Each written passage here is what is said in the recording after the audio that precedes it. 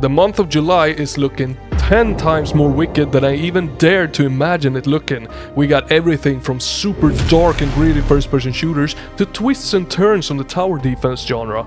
Now the channel, it focuses a lot on the dark, gritty and violent games, and this list, it contains just that, apart from 2 games that are a little bit more colorful than you usually see here. But do know this list doesn't only contain first-person shooters, there are a mix of different genres, all with killing, slashing, blood and gore. So let's stop wasting more time looking at this face that is not bloody and gory. Let's jump into the games. Vorax, a super gritty first-person shooter that seems to take the word atmosphere dead serious. It puts you in an open-world horror atmosphere kinda game where you have to fight your way through nightmarish scenarios, and your very own survival is nothing but a relentless struggle against the unknown. Now I can't deny it, but the graphics, monsters and weapons, well, they really pique my interest a lot here. But the game does have scavenging and crafting in it, so it's not only an open world horror experience, it's an open world horror survival experience, much like The Forest, but with a bigger emphasis on horror.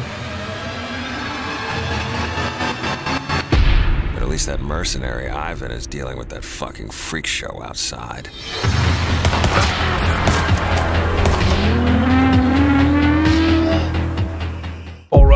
Alright, Dungeons of Hinterberg definitely lacks that horror element that was seen in the game prior to it, but that's more than alright. Mixing the atmosphere in your games is what will make you appreciate each and every one of them a lot more in the end.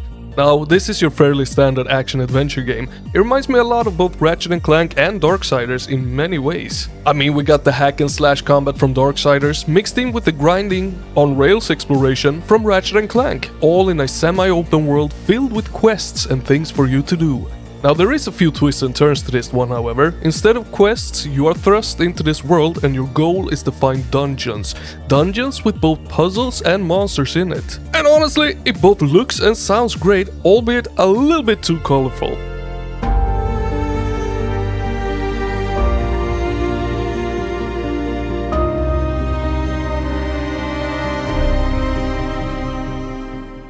Finally, it's coming out, Exophobia, the OG Wolfenstein-like game that doesn't just take you to space, but also to a world where there is only one color palette. One color palette that looks, well, unique. Now that might actually throw you off at first, but I've played the demo and honestly this game feels good. The audio design is on point, the weapons definitely don't lack a punch, and there is a great amount of both level and enemy variety to this one.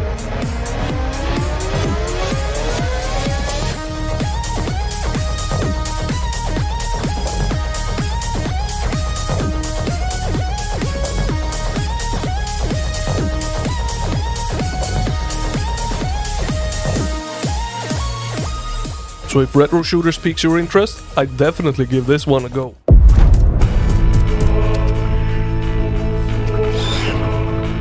Back to the dark and gritty we go, but this time we are in the literal hell, slaying demons in a very basic to the point roguelike bullet hell top-down shooter.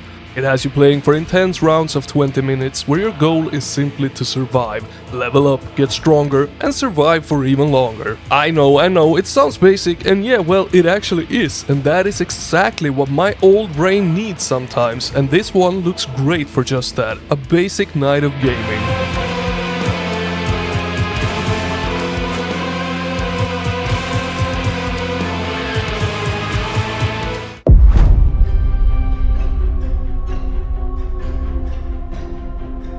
Now this is a strange one, whatever strange means in this corner of the internet. but we get to play as an anime girl who ended up in the Western world where everything looks way too realistic for her. So much so that she panicked and went to the world of the dead. And to get back home, she needs to fight her way through monster-filled dungeons, taking one step at a time in this turn-based first-person shooter filled with magic, monsters, puzzles and loot. Are you digging what you're seeing so far? If so, consider hitting that like and subscribe for a ton more like this. I also do impression videos and streams on a lot of these games that you're seeing in this video. The video that you're seeing right now is a monthly video where I present the best and most exciting games to drop in the month ahead. So if that sounds like your jam, hit the like and subscribe right now.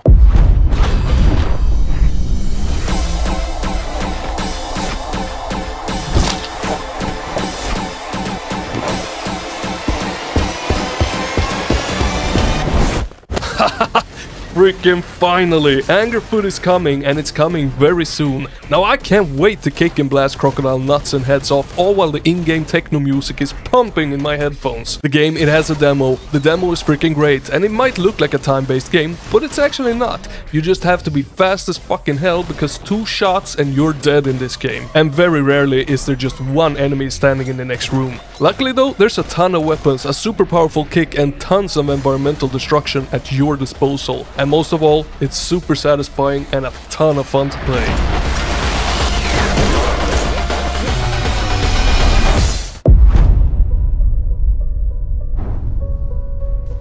I have a rendezvous with death.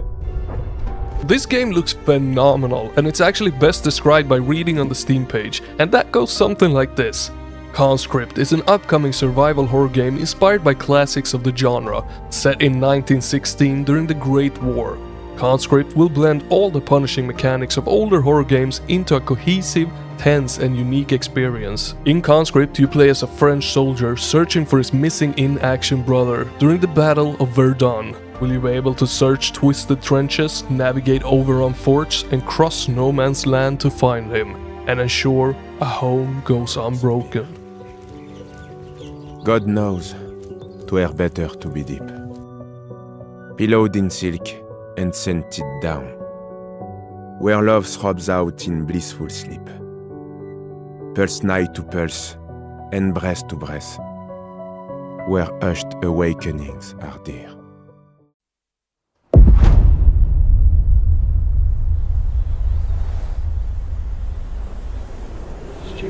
Oh, the irony of this very winter-based game releasing in the middle of summer. Oh well, one of the absolute best apocalyptic city-building survival games returns. 30 years after the Great Storm, you have to manage the unsatiated thirst for power that the humans never seem to be able to rid of. Now, from my understanding, it pretty much takes everything that was good about the first one and expands upon it, making the depth of the game even deeper. Now, to fully understand and play this one, time and patience is needed, but it's extremely satisfying once you start to understand this one. Where are the homes you've promised? Can we all receive equal rations? Hospitals are not a place for experiments. Free education for our children. Secure and stable growth. City for the citizens! Steward, hear your people! We want a say in how we run the city. The time of tyranny has ended. Our delegates will make sure of that. Let them vote. Yes, vote. Steward! Do you hear us? Steward! Steward, what about us? Ackerman, I'm at the main entrance. The gate's locked tight. Do you see any other way in? Aiden, have you entered the base? I'm just checking out one of the tents. Ackerman, I'm already at the elevator. Copy that. Sending you down. Copy that. Let me know when you're inside. Roger that. Find a way into the quarantine zone. I'll be in touch as soon as I can. Copy that. Over and out. Judging from the trailers of this game, it's looking like a mighty impressive one-man show of a game. It's rocking some great graphics, superb dark atmosphere, and the combat, well, it doesn't look half bad at all. Now, the story is your standard Resident Evil type of story. You're a special agent on a deadly mission in an underground facility to stop the dangerous spread of a biological threat. I mean, the story works, so why not? But what got me extra hooked on this one is that it seems to play a bit faster. It doesn't really have that survival-esque slow gameplay like many other Resident Evil likes, and if everything falls into place, this could turn out to be a blast to play. I've always wanted to be a soldier. Now my dream comes true. I heard about the war situation. EDF has a commanding lead. I'm confident of my shooting. Just count on me. It's just pulling the trigger. Piece of cake. I've got some juicy steak. Wicked, crazy, sick and twisted Starship Troopers like third-person co-op action. Yep, that's Earth Defense Force 6.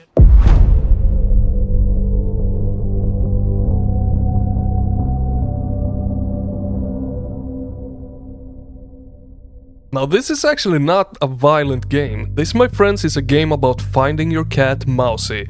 And well, seeing as we have so many cat lovers, including myself in the Broski community, I thought heck, I'll include this one as well. It does actually look like a fine cozy time. Now the game plunges you into an open world where you are on a quest to find your missing cat. You get to fight, sneak or talk your way into new areas and upgrade your character along the way. And as the search gets messy, you get to loot ridiculous items and discover hidden stories that help you explore this open world.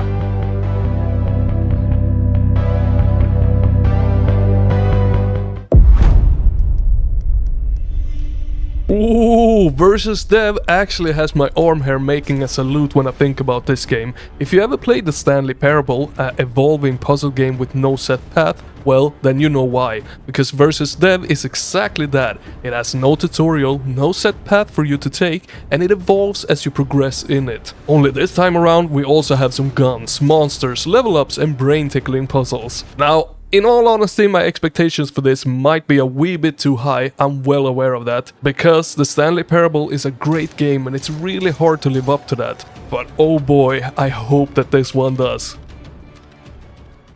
It's your friendly neighborhood Slim popping in again, just letting you know that you should definitely join the Discord that is linked down in the description down below. It will make time fly by because there is so much fun to be had in that Discord. It's absolutely crazy. It's hard for me explaining how much fun and how great that place is. You have to experience it for yourself. If you don't like it, just leave, but join.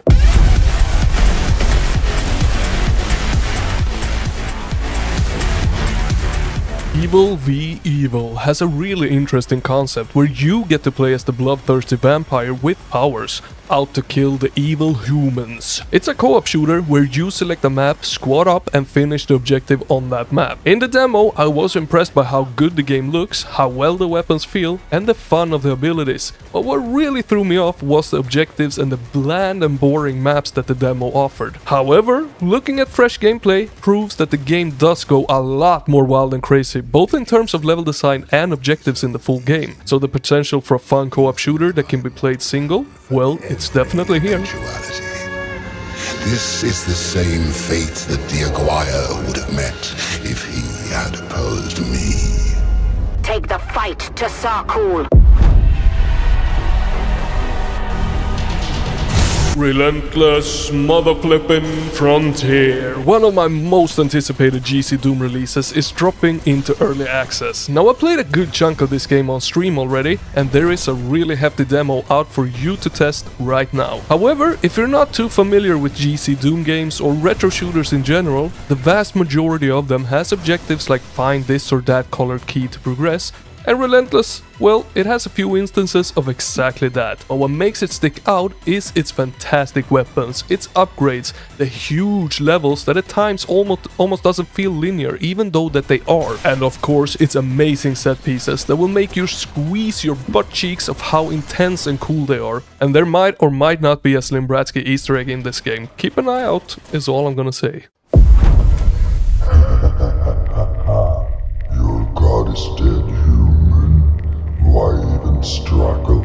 Now here we got a solo developed game by a fellow Swede. And while I wish I had played it to give you some juicy details, I actually haven't. But what I can say is that it gives off some insane blood vibes. And that in my book is a very good thing. REVEREND is a dark, twisted tale with religious undertones, terrifying creature designs and one hell of a personality. If you ask me, that's all the right ingredients to make a dark but fun retro shooter. This was supposed to be an accident. Fucker's hanging from the last cherry tree. What do you mean the last? Like, last? I have an idea. This is a federal case, James. We're supposed to pull Green's Icarite, not someone's. Stop doing this.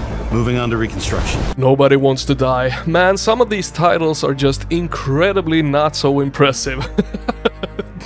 Alright, Nobody Wants to Die is not an action-packed game, not much at all, but it is an extremely gorgeous cyberpunk noir detective game, and much like Scorn, this is more a walking sim with a ton of puzzles than anything else. This one, however, focuses a lot more on the actual storytelling inside of the game. You won't have to actively look for the story, it's presented right in front of you all the time. And I mean, a good detective saga can be just as immersive as a horror first-person shooter, if done right. And damn, I have a super weak spot for how gorgeous this cyberpunk noir world looks. I want to jump into this and I want to do it right now. Should we stream it and try and solve the mystery together? Let me know down in the comments. This job. I'd take any job at that point.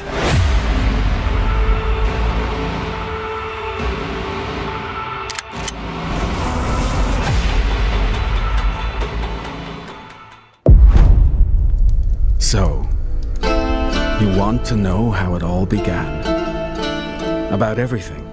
Cataclismo looks incredibly interesting actually. It kinda mixes your ordinary base building game with tower defense in a way that I have never really seen before. And why does that pique my interest so much? Well, I used to have a Warcraft 3 addiction back in the day, and more so in custom tower defense games inside of Warcraft. I guess I'm kinda hoping to gain a new addiction with this game. It sure looks like it could provide, but only time can tell. Now, Cataclismo is a real-time strategy game about building castles brick by brick and defending humanity against swarms of horrors. Well, it didn't start with us, friend. It began with her.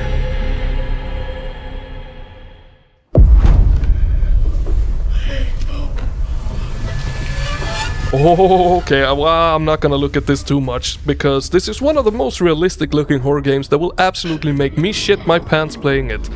But I'd at least let you know that it exists and it is coming on the 15th of July. You're welcome. Where are you? Okay, this fucking time, I won't let anyone escape.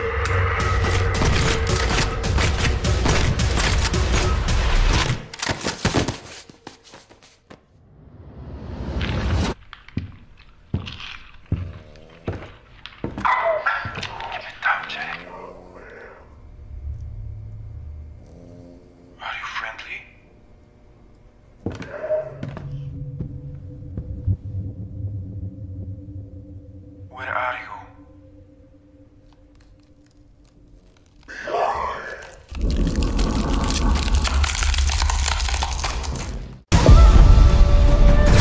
Meifumado is an action RPG set in a post-apocalyptic immersive world inspired by Japan. It features non-linear levels and a diverse combat system offering varied arsenal of weapons and fighting skills at the player's disposal. I mean, what else do you need from a side-scrolling game? Oh yeah, gorgeous freaking pixel art and animations that looks like they have been taken straight from a dream? Yeah, well, Meifumado has got you covered on all of that. It does look harder than taking a huge dump though, so prepare to become bald as me if you're jumping into this one. Good luck.